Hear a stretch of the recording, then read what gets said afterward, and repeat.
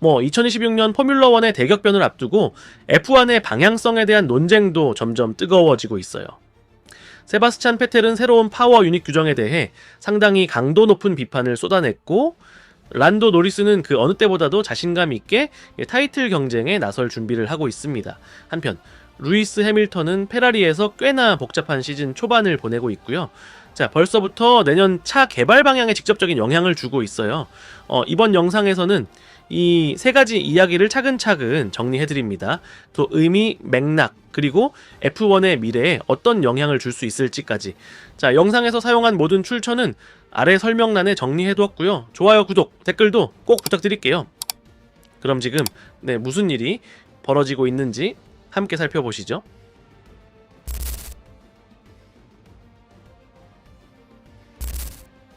세바스찬 페텔은 그리드를 떠났지만 포뮬러1의 무대 뒤편에서는 여전히 강하게 제 목소리를 내고 있어요. 이번엔 2026년에 도입될 새 엔진 규정에 대해 직접적으로, 꽤 날카롭게 비판했습니다. 페텔의 말에 따르면 F1은 지금 2014년에 실수를 반복하고 있다고 해요. 당시처럼 기술에만 집착하다 보면은 정작 쇼의 본질이 뒷전으로 밀릴 수 있다는 거죠. 지금 우리 그때 했던 걸 또 하고 있어요. 그의 말투에는 분명한 경고가 담겨 있었어요. 물론 페텔은 기술 발전에 반대하는 인물이 아니에요. 합성 연료의 필요성도 인정하고 전동화의 방향성도 이해하고 있습니다. 하지만 그가 지적한 건 F1이 지금 이 모든 걸 도입하는 방식이에요. 자, 2026년 파워 유닛은 전체 출력의 절반을 전기로 만든다고 하죠. 자, 이론상으로는 멋져 보이지만 문제는 그 복잡함에서 오는 막대한 비용, 그리고 이 기술이 실제 도로 위 차량에선 크게 쓰이지 못할 가능성이 크다는 점이에요. 그럼 도대체 이 기술의 진짜 의미는 뭘까요? 페텔이 또 하나 짚은 건 지금 F1 머신의 무게입니다. 자, 그가 데뷔했을 때보다 무려 200kg 가까이 무거워졌다고 해요. 이런 무게는 머신의 민첩함을 떨어뜨리고 경기의 박진감도 많이 줄여요. 그리고 그가 정말 그리워하는 건 자연흡기 엔진의 강렬한 사운드. V10을 다시 도입하면 지금의 F1과 관중 사이의 연결을 되살릴 수 있어요. 그가 그렇게 말했죠. 그리고 요즘 자주 얘기되지 않는 또 하나의 주제, 바로 젊은 세대와의 거리감이에요. 페텔은 지금의 하이브리드 시대가 기술적으로는 발전했어도 감성적으로는 공감대를 만들지 못하고 있다고 봐요. V10의 사운드는 그 시절을 겪은 이들의 눈빛을 바꿔놓죠. 왜 그걸 젊은 세대에게도 경험하게 하지 않는 걸까요? 결국 페텔이 말하는 건 과거로 돌아가자는 게 아니에요. 균형을 찾자는 겁니다.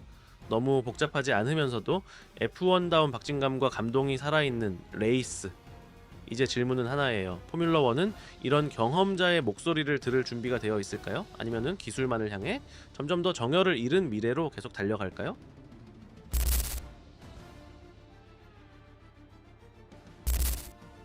요즘 F1에서 진짜 반전을 보여주고 있는 드라이버가 있다면 그건 바로 란도 노리스예요. 한동안 압박에 약하다, 멘탈이 흔들린다는 얘기를 많이 들었던 그였는데 지금은 완전히 다른 사람이 된 느낌이에요. 최근 4번의 레이스 중 3번을 우승했고 지금은 오스카 피아스트리와 타이틀 경쟁에서 어깨를 나란히 하고 있어요. 자, 게다가 인터뷰에서도 확실히 달라진 모습이에요. 목소리에는 자신감이 실려있고 표정도 훨씬 더 단단해졌어요. 자, 2025 시즌 개막전이었던 호주 GP에서 우승하면서 시작부터 분위기를 끌어올렸고 중간에 실수도 있었지만은 전체적인 흐름은 꾸준하게 유지했죠. 그런데 지금의 노리스는 스스로도 말합니다. 2024년에 아픔을 통해 한 단계 올라섰다고요? 더 준비됐고 더 성숙해졌고 어려운 상황에서도 중심을 잡는 방법을 이제는 안다고 말해요. 이건 정말 큰 변화예요. 사실 재능은 원래 있었어요. 그건 아무도 의심하지 않았죠. 문제는 제 마음이었어요. 이 리드를 잡고도 스스로 무너지고 중요한 순간에 실수하고 머릿속 혼란 때문에 레이스를 망친 적이 많았죠. 그런데 이제는 본인이 그걸 인정하고 팀과의 호흡도 훨씬 좋아졌고 차이에서 최대한의 퍼포먼스를 어떻게 뽑아내는지도 제대로 이해하고 있어요. 물론 아직 그 갈 길은 남아 있어요. 오스카 피아스트리는 지금 커리어 최고의 시즌을 보내고 있고요. 하지만 그 두 사람의 격차는 거의 없고 지금 이 흐름대로라면 타이틀은 맥라렌 두 사람 중 하나가 가져갈 가능성이 매우 높아요. 페르스타펜도 따라오긴 하지만 포인트 격차가 꽤 벌어졌고 다른 팀들은 이미 2026년 차량 개발에 집중하고 있는 상황이에요. 그러니까 지금 이 판은 노리스가 마음만 단단히 먹는다면 완전히 자기 걸로 만들 수 있는 분위기죠. 만약 노리스가 이 흐름을 시즌 끝까지 유지한다면 드디어 진짜 톱 드라이버 반열에 올라설 거예요. 단순히 빠르기만 한 게 아니라 상황을 읽고 압박을 이겨내고 리듬을 유지하면서 경기를 운영할 줄 아는 드라이버. 만약 그게 올해 안에 증명된다라면 2025년은 란도 노리스가 유망주에서 진짜 주인공으로 변한 해로 기억될 겁니다.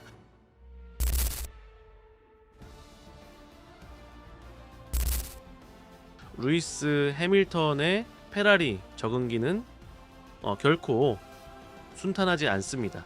그리고 어쩌면 이건 예상됐던 일이었는지도 몰라요.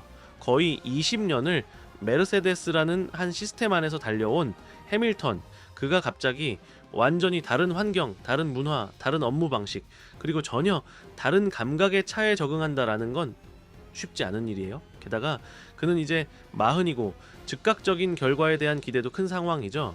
프레드릭 바스소에르 역시 공개적으로 인정했습니다. 이 도전의 크기를 우리가 좀 가볍게 봤다고요. 하지만 지금 가장 인상적인 건 해밀턴이 이 과정을 참고만 하고 있는 게 아니라는 거예요. 그는 지금 직접 문서를 쓰고 조직 구조 개선을 제안하고 경영진과 정기적으로 만나 페라리를 자신의 방식대로 바꾸려는 노력을 하고 있어요. 이 현재 그가 가장 어려워하는 부분은 크게 세 가지입니다. 브레이크, 스티어링, 세팅. 페라리의 엔진 브레이크 시스템은 메르세데스 때보다 훨씬 공격적인 성향이에요. 여러 조정을 거쳤지만 그가 이상적으로 느꼈던 감각은 아직 돌아오지 않았어요. 그래서 해밀턴은 2026년형 파워 유닛에 대한 정보를 미리 요청했어요. 지금 같은 문제가 차세대 프로젝트 678에서는 반복되지 않도록 하기 위해서죠. 또 하나 중요한 변화는 서스펜션입니다.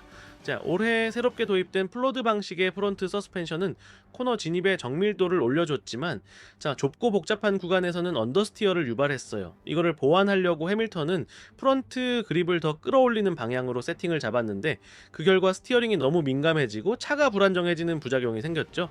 시뮬레이터에서도 고민이 많습니다. 페라리는 기본 세팅 옵션이 제한적이라 다양한 실험이 어렵다고 해요. 그래서 해밀턴은 이론상으로는 비효율적인 세팅도 직접 조합해보며 실전 감각을 찾고 있는 중입니다. 그런데 이런 과정에서 르클레르와는 세팅 방향이 완전히 갈리게 됐어요. 르클레르는 보다 안정적이고 전통적인 세팅을 유지하고 있고 해밀턴은 완전히 새로운 조합을 계속 시도 중이죠. 이런 내부적 불일치가 2026년 머신 개발에 있어서 방향성을 흐릴 수도 있다라는 우려가 나옵니다. 하지만 한 가지는 분명해요. 해밀턴은 아직 포기하지 않았습니다. 그는 지금도 진지하게 깊이 관여하고 있어요. 그리고 니코 로즈버그도 최근 인터뷰에서 이렇게 말했죠. 해밀턴이 이 정도로 몰입하고 있다라는 건 아직 확실히 해보고 싶다라는 뜻이다. 진짜 중요한 건 이제부터예요. 과연 페라리는 이 목소리를 들을 수 있을까요?